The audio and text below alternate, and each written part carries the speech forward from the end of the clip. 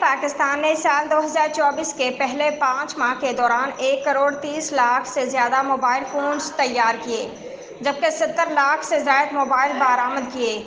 تفصیلات کے مطابق مقامی موبائل مینوفیکچرنگ اور اسمبلنگ پلانٹس نے جنوری تا مئی کے دوران موبائل سیٹ تیار کیے۔ پاکستان میں تیار اور اسمبل کیے گئے 76 لاکھ موبائل فونز ایکسپورٹ کیے گئے ہیں۔ صدر پی ٹی آئی پرویز الہی نے کہا ہے کہ نہ بانی پی ٹی آئی پیچھے ہٹے، نہ میں پیچھے ہٹوں گا۔ ڈیل کی باتیں کرنے والے منہ بند رکھیں۔ ڈھیل اور ڈیل کا طعنہ دینے والوں کو پرویز الہی نے جواب دیتے ہوئے کہا ہے کہ پہلے بھی بانی پی ٹی آئی کے ساتھ تھا، آئندہ بھی ان کے ساتھ رہنا ہے۔ ڈیل کی باتیں کرنے والوں کی یہ غلط فہمی ہے، وہ منہ بند رکھیں۔ کراچی: تاجروں نے بجلی کے بلوں اور غیر اعلانیہ لوڈ شیڈنگ میں اضافہ مسترد کر دیا، بلوں میں مزید اضافہ ظلم قرار دے دیا۔ صدر Tariq road traders alliance Ilyas Memon نے کہا ہے کہ الیکٹرک سے پہلے ہی اضافی بلوں کی شکایات ہیں، اب مزید اضافہ ظلم ہے۔